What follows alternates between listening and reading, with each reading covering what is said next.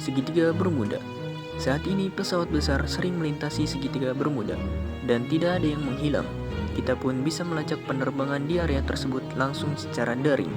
Faktanya, dari pertengahan 1940 hingga 1980-an, lebih banyak pesawat kecil yang jatuh di daratan Amerika Serikat dibandingkan di segitiga Bermuda.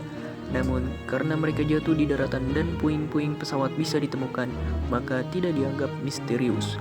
Lebih lanjut, jumlah kapal dan pesawat yang dilaporkan hilang di kawasan segitiga Bermuda tidak jauh lebih besar dibandingkan di area laut lain. Terkadang ketika sebuah peristiwa sulit dijelaskan, kita akan lebih tergoda untuk mengatakan disebabkan oleh aktivitas paranormal atau supranatural.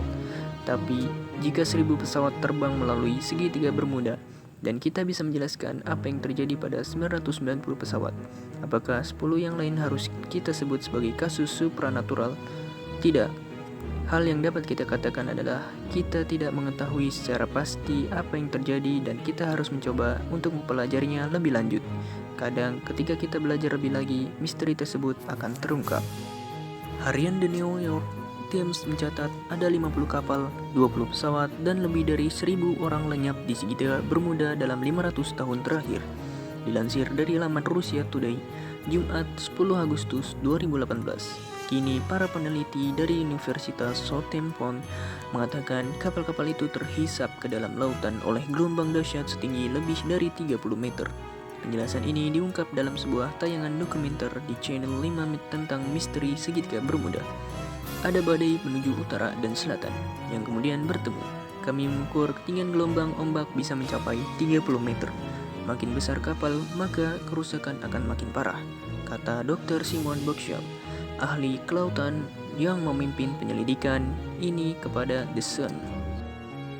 Sejumlah teori terus bergulir untuk menjelaskan hilangnya kapal dan pesawat di sana.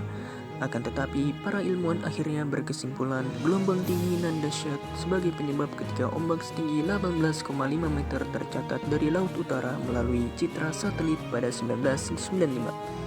Ombak besar itu terjadi ketika rangkaian gelombang ombak besar menghantam lautan terbuka. Untuk ombak normal sekitar 12 meter. Tekanan bisa mempunyai kekuatan tenaga tekanan sebesar 8,5 PSI. Kapal-kapal modern dirancang untuk mampu bertahan terhadap tekanan sebesar 21 PSI. Namun, gelombang ombak dahsyat itu bisa menghancurkan kapal layaknya berkekuatan 140 PSI. Cukup untuk menggulingkan kapal paling kokoh sekalipun. Untuk dokumenter ini, Dr. Bushell dan timnya membuat simulator ombak dan kapal USS Cyclops buat mengetahui bagaimana dampaknya terhadap kapal besar. Kapal Cyclops hilang di segitiga Bermuda pada 1918 dengan 309 penumpang. Bisa dibayangkan ombak dahsyat dengan ketinggian yang tak terlihat dan tak ada apa-apa di bawah kapal. Jika itu terjadi, maka kapal bisa tenggelam dalam waktu 2 hingga 3 menit, kata Boxall.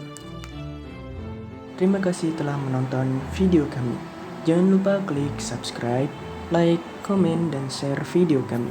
Sampai jumpa di video selanjutnya.